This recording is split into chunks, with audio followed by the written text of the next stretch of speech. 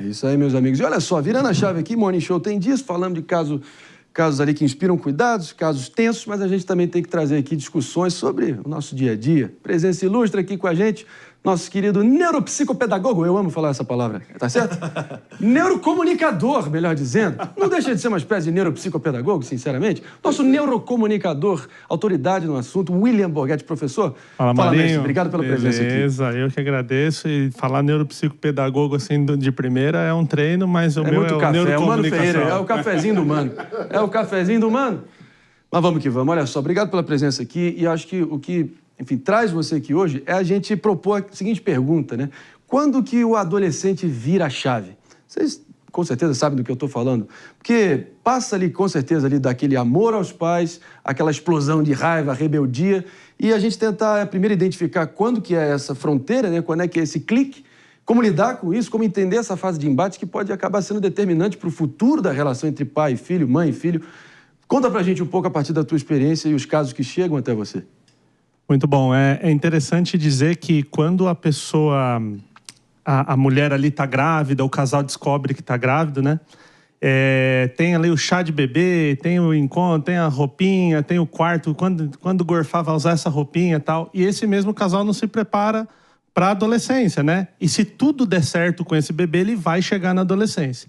E aí um dia você se depara com um inquilino morando na tua casa, né? Você fala, tem um cara, mano, vestindo pé 42, né? Uma mulher ali que tem seio, que menstrua. Você fala, que hora que aconteceu isso? E normalmente descobre quando causa um rompimento, né? Então, quando você chega por uma criança e fala assim, vamos assistir um filmezinho aqui, colar a nossa carinha e a gente assiste o filminho junto para a criança, aquele é um evento. E aí um dia você convida essa mesma criança, simplesmente ela fala, sai fora, né? Eu não quero assistir o filme. Então, esse momento, normalmente, ele é uma ruptura muito brusca e traz para os pais essa visão de tipo, ferrou, né? É o famoso piscou, mudou e se vira. Não, e ele falou do chá de bebê. Hoje em dia se usa muito chá revelação para determinar, para falar sobre o sexo do bebê, né? Hoje em dia tem que fazer o chá revelação, mas para o adolescente, para saber o que ele vai se tornar, se é um cidadão de bem, se não vai. Inclusive, a puberdade é essa explosão, essa bomba Nagasaki de hormônios que acaba, enfim, tendo seus destroços e mudando completamente ali a pessoa. Então, mesmo a fase da puberdade sendo conhecidamente difícil, né, de atravessar, passar por isso na pele, então, também tem que tentar entender a psicologia do próprio adolescente, né, o que está passando ali naquela loucura, né, de hormônios mesmo, né, aquela desequilíbrio total e repentino. Pepe, conta um pouco aí. Você foi um adolescente que enveredou por esse caminho, deu uma pirada? Todo mundo em algum grau, todo mundo dá, né? Todo mundo adolescente é revoltado. Eu sou revoltado até hoje. Até hoje. Eu tenho um quê de adolescente. O primeiro passo da mudança é o autoconhecimento. Então, os 40 anos de adolescência são complexos. Né? Mas vai que é sua, Pepe. Não, ele estava falando aqui, eu estava pensando na minha filha. Minha filha tem 10 anos, né? E ela tem algum comportamento que me deixa triste. Por exemplo, papai, você está me envergonhando quando eu beijo ela na frente dos amiguinhos, né? Deixar ela na escola, papai, dá para você deixar o carrinho um pouquinho mais atrás para poder sair sozinha? E ela achando que está sozinha na rua, assim, chegando na escola. Como lidar com a situação? Né? Porque, poxa, é uma situação de perda, né? Muito grande, né? Porque antigamente você tinha um certo domínio sobre aquela pessoa e depois a pessoa começa a ter uma certa autonomia e independência, né? E isso é interessante porque, Pepe, o caso da sua filha e tantos outros nessa idade, porque 10, a gente às vezes olha a adolescência assim, 14, 15, mas no cérebro, 7 anos já começa a ter alguma alteração. Então 10 já está entrando num processo ali bem forte disso e que ela vai começar a criar a própria identidade. Então o que os amigos acham é mais importante do que o pai acha. Você pega, por exemplo, uma criança de 5 anos e fala para ela, se veste de dinossauro que a gente vai no mercado. A criança acha o máximo. Você fala isso para uma menina de 10 anos, ela fala, me bate, me amarra, mas eu não vou fazer isso nunca.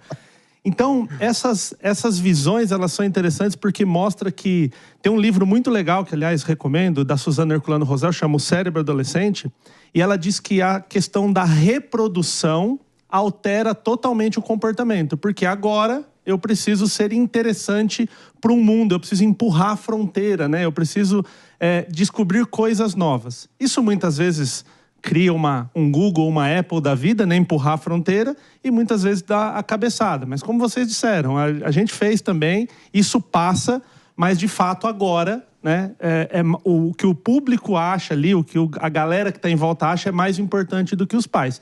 Para os pais resta compreender, né? Entender que isso é uma fase e que lá na fase adulta a coisa tende a voltar. Então, quando a gente faz ali uns 20 e poucos anos, a gente começa a entender, caramba, meus pais estavam certos, né? E aí começa a voltar. Mas aí tem um deserto para atravessar aí. Aí, Pepe. Aí, David também. Pepe com a filhinha de 10 anos. David, o teu filhinho tem? 5 anos. 5? Ainda falta muito. Chegar nessa fase ainda. Sabe que é o momento de construção da liberdade individual.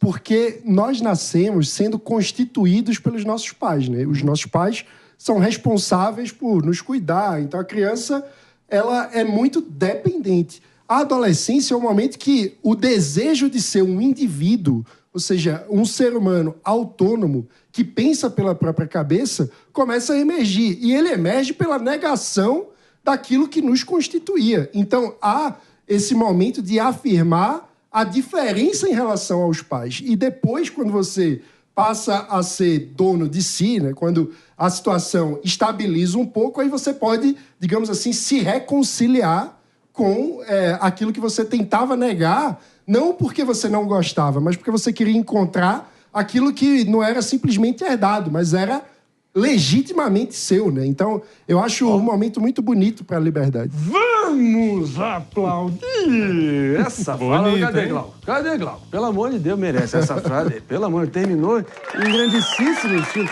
Glauco, nesse passo de carga do manco do Glauco, mas tudo bem. O importante é que a fala foi boa. Obrigado, meu querido Mano Ferreira. Obrigado pra você aí que nos ouviu, claro, pela Rede Jovem Pan de Rádio Morning Show. A partir das 10 está de volta amanhã pra vocês. Tchau! Em frente a gente segue pra todo mundo aqui, antenadaço aqui no Morning Show, nas multiplataformas da Jovem Pan News. Professor William Borghetti. Fala essa fala aí, tirou uma onda aqui. É isso, não quero nem estragar o final, né? Esse final ficou em alta. Eu tenho sido bem econômico em puxar o Raul Gil. Só puxo o Raul Gil porque o povo merece o mesmo negócio. É o liberalismo puro, rapaz. Não, foi liberalismo puro, já quer puxar. E muitas vezes quer colocar a identidade na pancada porque não sabe ainda como fazer isso um processo. E que jeito fazer, então? Para os pais, assim, entender que isso vai acontecer, que isso é um processo, não tem o que fazer. Bem. Isso aí, beleza. O famoso inexorável, vai chegar. E assim, eu sempre falo de dar apoio, de ouvir. Agora eu acabei de subir um vídeo lá no meu Instagram que uma mãe falou assim, eu cheguei pro meu filho e falei, o que você gostaria que eu fizesse? O menino respondeu para ela, eu queria que você me ouvisse. E ela começou a prestar atenção no que ele falava e ele mudou absolutamente o comportamento. Só que às vezes o adolescente não sabe, chega que nem a gente, fala, eu queria ser mais escutado, eu queria que você prestasse mais atenção. O que ele faz? Ele dá uma pedrada num vidro para ver se alguém se liga, né? Então talvez acolher, entender que isso é um processo. A gente passou por isso, entender que é difícil, tá? É hormônio, é cérebro, tá tudo mudando, mas tá sempre no apoio. Eu acho que tem que ouvir, tem que apoiar, mas não dá para passar pano. Tudo tem limite também para qualquer excesso. É o Ali que eu falo, né? O amor, o limite e o estímulo. Qualquer manual da boa comunicação fala, nós temos 2 ouvidos e uma boca para quê? Para ouvir mais do que falar. No caso de pais, então, isso faz mais necessário. Porque quanto mais você escuta, mais você entende. É isso. Tá